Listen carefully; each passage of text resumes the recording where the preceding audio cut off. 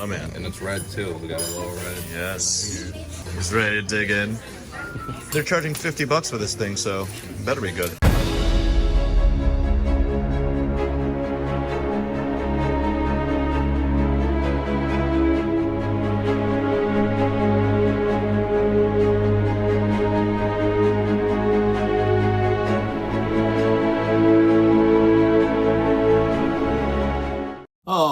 Alright. Welcome to FaBled Hunters. I'm Yuanji. I'm Saint. And today we're going to open some stuff. That's right. We're going to open, finally, this box, which presumably will have some Welcome to Rathe Alpha contents. And we're going to finally complete the arc on WTR Alpha versus Unlimited, right? Unlimited Magic the Gathering. Unlimited Magic the Gathering. You do the honors. Alright, so who is this box from? This box is from a no-name on eBay. Okay. And I think the fact that there are these collections out there is indicative of how low the sentiment is on the flesh and blood community right now. And it would signal that there's opportunity in the market. What do you mean by low sentiment? Meaning that some assets are simply underappreciated. I'm gonna go through the box. Yeah, so it's WTR Alpha. I'm assuming you bought this non-foil set. Yep, it looks like a non-foil play set is what's supposed to be there. And for the first part, oh man, it's taken care of really well. I even got sleeves ready. I might not need sleeves. This guy. Yeah, so it looks like all these cards are actually sleeved. That is, it was unnecessary, unexpected, but appreciated. I actually picked this up. I don't have any reason to embellish or, obfuscate, but I picked this up for what I believe to be just slightly over 1,000 US dollars. Okay. So, wow. The seller just made this super easy for me. Can you help me out and pick through the key items that we're looking for today? Yeah, so looks like we have. Oh, there's. Yep. He included one of each of these equipments and tokens. That's standard. That's standard. And then is this in the frame? 3 Alpha Rampage. Yep. 3 Blood Rush Bellow. Yep. 3 Reckless Swings, 3 Bonehead Barriers. These are all the Majestic and Super Rares. So we've got the Brute Suite, right? Yeah. Okay, the entire Brute Suite. I'm just going to go numerical order because Alpha Rampage. So we've got 2 types of Majestics, 3 types of Supers. Yeah, and then Rares. Everything else. Yeah. Everything else. It looks kosher. It's all there so far. Yep. Yeah. For the purposes of the video, we just want to, go through a couple, maybe go through the notables. It's all verified. It's all there. Anything big to review? No, so these are just You're familiar commons. with Brute, right? The commons. Oh, there we are. Guardian. Round 2, Guardian. We have the Crippling Crush. Crippling Crush on the Majestic side. Spinal Crush. There you go. And then for Super Rares, We'll put these up there. There's 3 types of Super Rares. Cranial Crush. Yep. Forge for War. And Showtime. Showtime. Feel free to look through the rest of that. Just get through that because we're going to go through these and have a spotlight on these 2 rarity types in a second. There's a method to our madness. Anything notable other than obviously there's pink stripes everywhere and we're verifying that the set is all here on our first go around because it was opened, and this is kind of like, for us, it's a verification video in its own right as well, right? Notable in what way? Like any notable cards? Notable cards, yeah. Probably not until we get to the generics. Yeah, right? I think usually in Flesh and Blood generics are the Lord of Wind, yep. Ancestral Empowerments. Are the those are on the M side. Key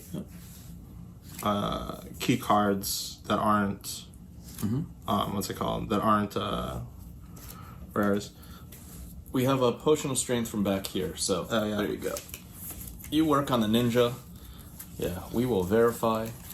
Yeah, so everything looks like the seller definitely put a lot of work into Maybe this was his playset. Who The knows? presentation. Yeah, maybe. Maybe. Well, it's not alphabetical. Lord of the Wind is 81. Yeah. And Ancestral Empowerment is 82. I think it's because this is an attack. The types, and then- the card yeah, types. And Yep, then it's yep, a yep. tech reaction. Okay. Yeah, I think Snatch is notable of the pink variety. Pink Snatch.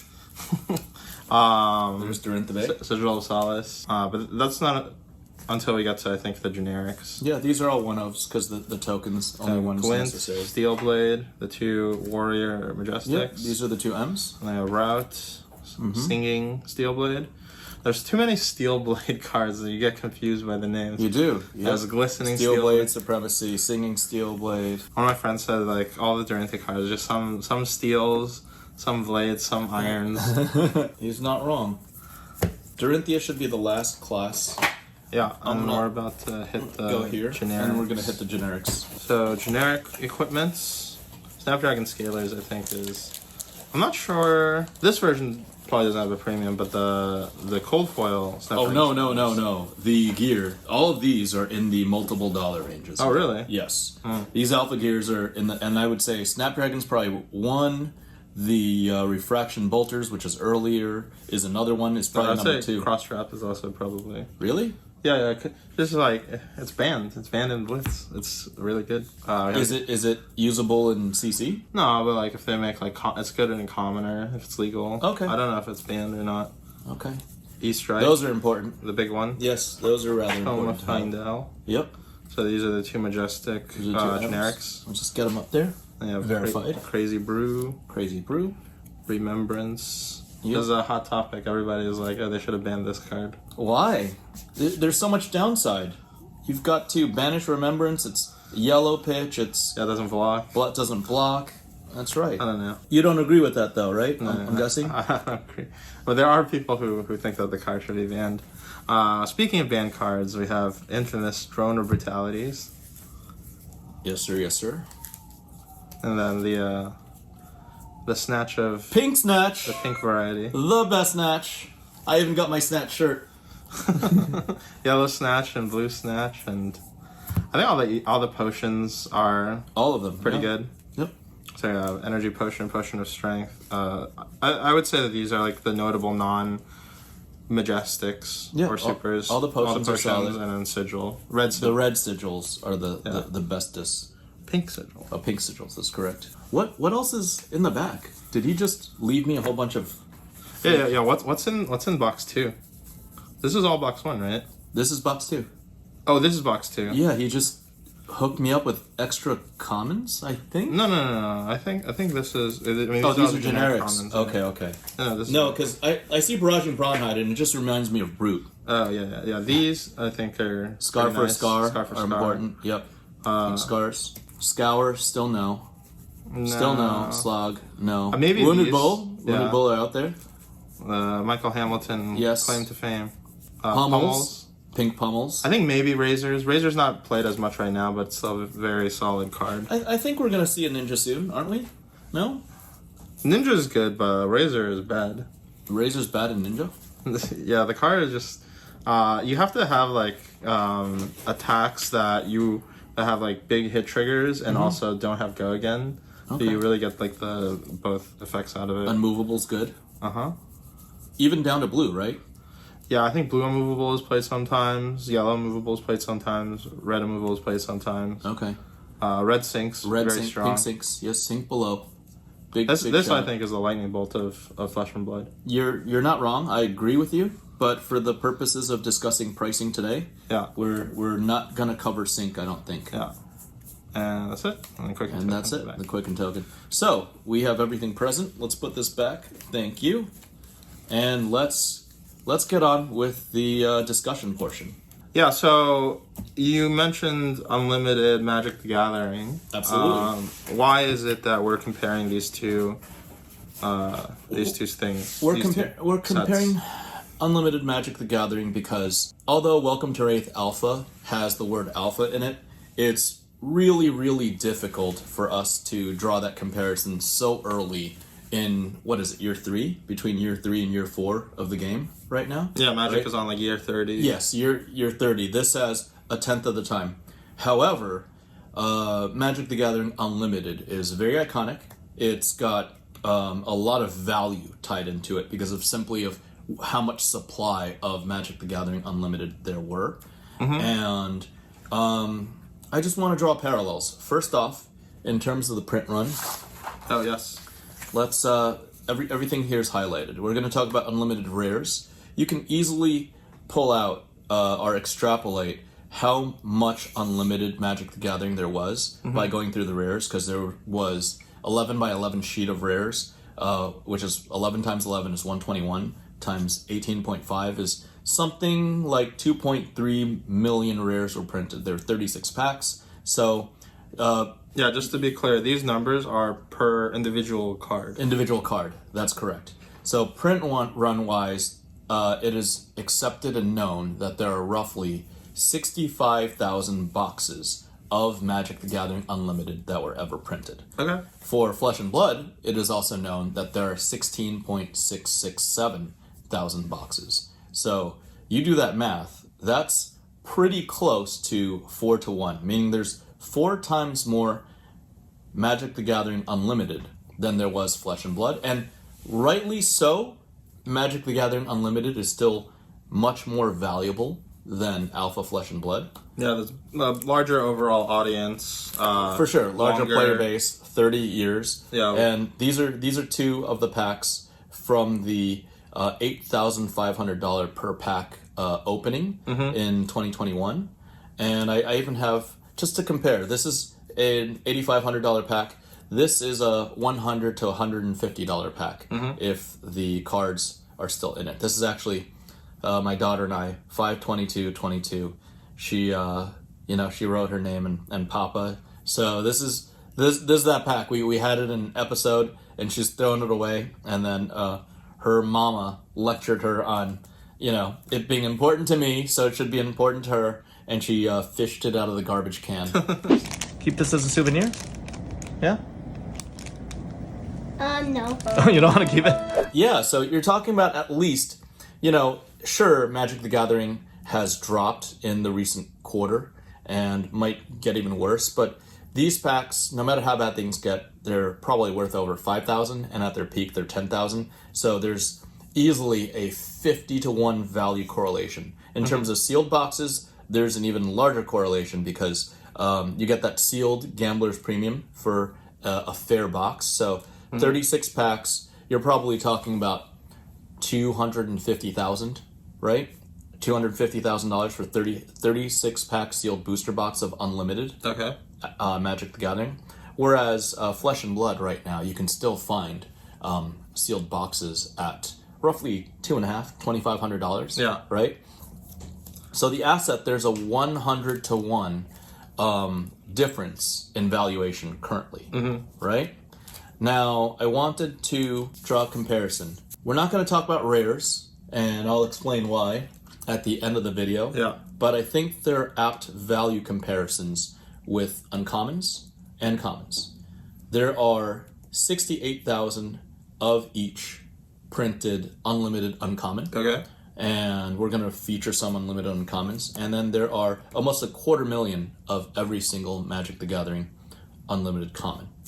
Whereas, if we draw a comparison to Welcome to Rathe, everybody who opens Welcome to Rathe knows that there are 2 Majestics per box, and there's 16,000 boxes, so there's 33,000 Majestics. There's only 1, 2, 3, 4, 5, 6, 7, 8, 9, 10. So 2 of each class, or 4 classes, plus 2 generics. There's 10 Majestics in total. 33,000 divided by 10 means there are only 3,300 of each of these cards. And that means there's only, literally even smaller, there's only 1,100 playsets. I think it's an apt comparison to talk about Majestics versus uncommons, where these are 68,000, because, Flesh and Blood, really, the commons and the rares, so to speak, are actually just generic commons, not very high in value, and they're all over the place, right? There's not really a rare rarity, because there's like a 7-tier rarity with Flesh and Blood Alpha? Yeah, it depends. I think because most people open Flesh and Blood sealed, at least currently, like by the box, I'd say. So it's kind of contained in that where you're expecting to get like however many Majestics per box, and those are like your rare cards. Yep. I would say that rare, like the actual rarity rare, is more similar to uncommons in Magic, where you get like 2 or 3 every pack, depending if you get a foil one or not. That's fair. Yeah. That's fair. However, to go with the scarcity discussion, the good uncommons, because there's so many different uncommons in Magic the Gathering Unlimited. Oh, yeah, we for want to sure. compare the good uncommons versus the Majestics, right? To pull it together. Okay. Because if you open a box of 36 packs, which is 108 uncommons, you're not even guaranteed one of every uncommon in Magic the Gathering. Yeah, that's one aspect that I find pretty interesting. I think big difference between opening Flesh and Blood and opening Magic. I think in Flesh and Blood, if you open a booster box, Yep. you should get about like one of every rare. Yep. That's just like how they do the collation. Yep. And you should get about like if you open like a case, or I think we did it before. Like I think it was like A play set or 2 play sets of all the commons and one of every rare. I think a couple. I think a case usually nets you about like one of every Majestic. A case. in case. In the past. Yep. A case of alpha is almost one of like it's 8 Majestic, so it's almost one of every. Yeah. So you open up a case, you're almost having one of every card, or at least probably 98% of all non-foil cards in the game. However, there's foil rarity and there's cold foil rarity, which for the purposes of this video, we're not going to get into. Okay. Right? So, back to the uncommons. There's 3,300 of each of these. There are 68,000 of each of the uncommons. I think we did the math, but the math came out saving the viewers time. There's 4,400 of every one of these super rares. Yep. Right? We did the math, we checked it, take our word for it. It was box number times 4 divided by 15, which came out to roughly 4,400 and change. Yuanji, you did some math on this. Do you want to go through your logic here? It was less math, but more. There's a lot of just like data sorting. Data sorting. Okay. Yeah. So we have, I guess for each like rarity, because we're doing the comparisons. Yep. We have the top 10 uncommons from Unlimited. Unlimited Magic the Gathering. Yeah, and then we have the top 10 commons. Yep. And then compare that to the top 10, or the only 10. The only 10 Majestics. And the 15 super rares. And you also brought up a great point when we were preparing this data, right? Yeah. That because the Majestics are in the Majestic category, Flesh and Blood Alpha seems to be segmented, right? The cheapest, the least valuable Majestic is still more valuable currently than the most valuable super rare. Right? Yeah, I think this is going to be like one of those things where like time will adjust for the different individual cards. Like you'll start to see more segmentation. Okay. Some cards might be like end up being like a lot more iconic or like played. Some cards less. Like for example, right now like E-Strike obviously is like way ahead of It's huge because everything else. Yes, it's way ahead because it's got the Majestics here. Because it's got the pink pitch, so it's already a misprint, and it's one of the most versatile attack cards in the game, right? Yeah. This is I've connected this to call it Cryptic Command in Magic the Gathering, right? Okay, sure. The blue card that gives you like 4 choices of counter spell and draw. Here, it's the same thing. You do damage and you either draw, it buffs itself, or you get a go again, which is like an action point, like a mini time walk, right? Yeah, they have like now. I'm sure like there's more commands than the Cryptic Command, but yeah, it's just like a. It's like Cryptic Command is very iconic. It's like an blue, all-purpose, right? like all-purpose card. I would say so. E-Strike is it's just like all-purpose. Never really bad. You always get a pretty like for whatever situation you need. You get like some kind of useful effect. Yeah, and on the Magic side, the most valuable card is Berserk. Our Berserk and Soul Ring are just up there, right? Yeah. And then it starts dropping off, right? So This is definitely not 1-to-1. We're definitely not saying it's 1-to-1. Again, keep in mind that we are but then comparing assets that are 100 times more valuable, to one right now. They're in the similar ranges. They're in the similar range, exactly. Going from E-Strike down to Tome of Fyendal, down to Steelblade Supremacy, Spinal Crush is right here. It's all here, with the least valuable being Blood Rush Bellow, right? Yeah, nobody likes Brute. Nobody likes Brute, so the generic is first. Everybody likes Dory. Obvious reason, right? Dory's easier on the eyes than Rhinar is, Sure. right? All the way down to Blood Rush Bellow, but even Blood Rush Bellow is played, and That I find kind of crazy, honestly, because applications. Blood Rush Bellow is like a much better card than Alpha Rampage. Really? Yeah. Okay. Well, Alpha Rampage is Pink Stripe. Oh, fair. So a lot of these are Pink Stripe. Yeah, fair. Crippling Crush, Spinal Crush is Pink Stripe, right? Yeah. So Ancestral Empowerment, Pink Stripe. So there's a little bit of that, Pink Stripe Easter egg value there. And compare that to Magic the Gathering. Yeah, there's a little more value on the Icy Manipulator, Demonic Tutor, Counter Spells in the 100, Serra Angel, Psyblast, and then it drops. I wanted a top 10, but we wanted a cutoff. I wanted a cutoff at Hypnotic Spectre, but Yuanji said, notable mention to Sengir Vampire as the 11th. They're both black iconic cards. But between the two, come on, man. This makes you discard a card, a Dark Ritual summons this, whereas this, just a vampire that gets counters. It's like a bad Serra Angel. Okay. All right, so that's the comparison between the two. Yeah. Right? And, it's starting to get close. And also keep in mind that there are 20x more of these printed than there are of these. Right? Sure. And there's the... I think the point of the comparison is that there is a potential. Yep, absolutely. There's the potential, and it's not fully realized. These, due to current events, are actually on a downwards trajectory. Okay. Right? And these, due to Flesh and Blood being a really awesome game, are only on an upwards trajectory, and it's even bolstered by data from the unlimited version of Flesh and Blood being out of print. Yeah. And that being bought up, there, being newer and newer builds and applications of each of these heroes, and more players coming in supporting this game. So right now we are already at a place where the, some comparable assets, E-Strike, Alpha, and Berserk, MTG Unlimited, are starting to approach one another. Okay. Another one, same type of thing. Super rares are a little less scarce. They're a lot more scarce than MTG commons, obviously, because there's about 250,000 of each of these. Yeah. But same type of argument. We've got Lightning Bolt at 40-ish, Sinkhole at 30-ish, Earthbind at 20-ish, and then it drops down all the way to the Disintegrate and Terror, which is like $4. sub $5.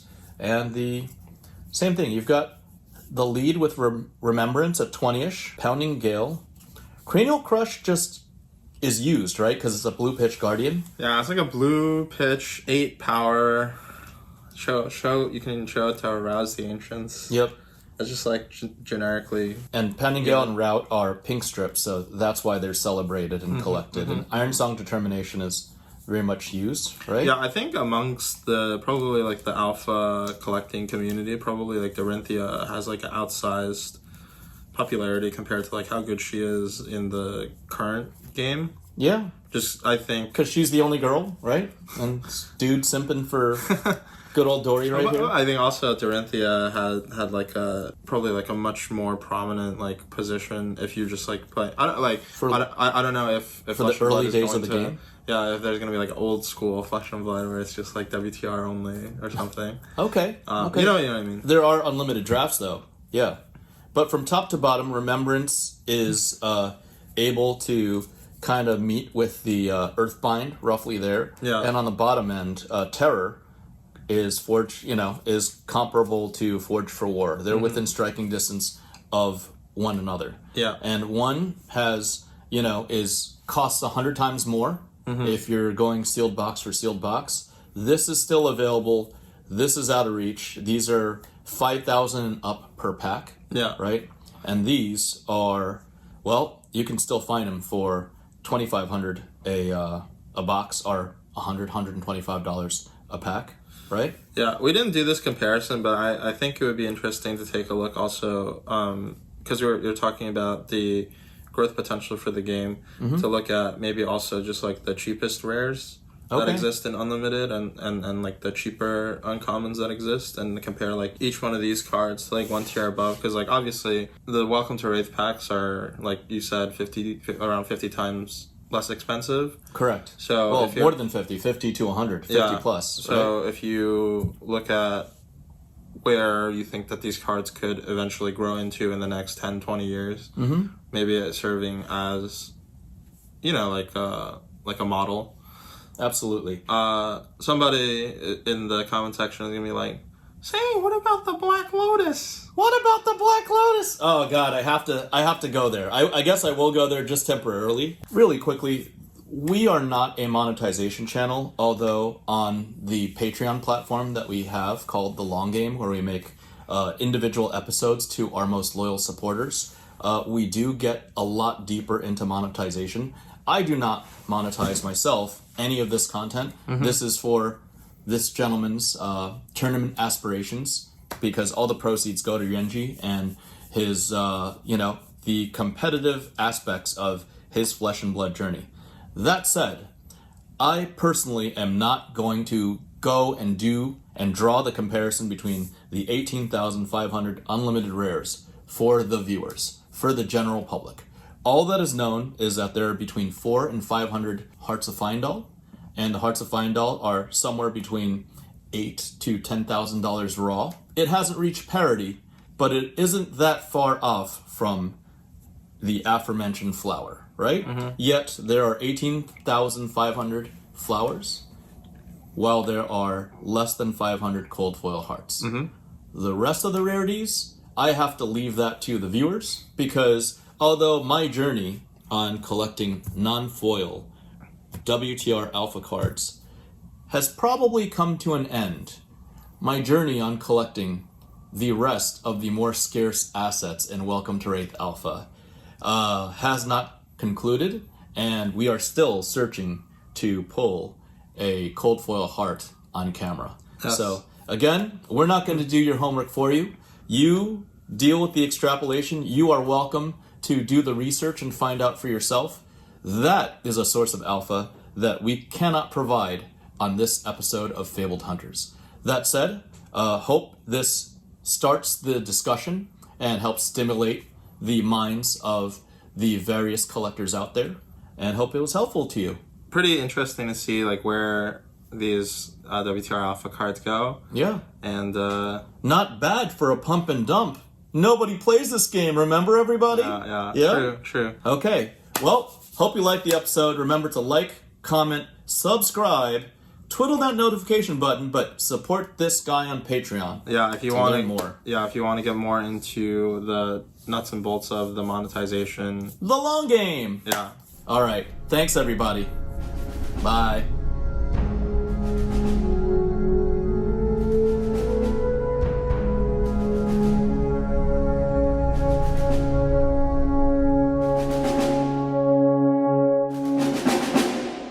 Oh, the second one just came. I don't know. They both look really good. What's the strategy here? Team huddle. Start with the light, and then go into the heavy meats, or you guys are already just eating. You're just.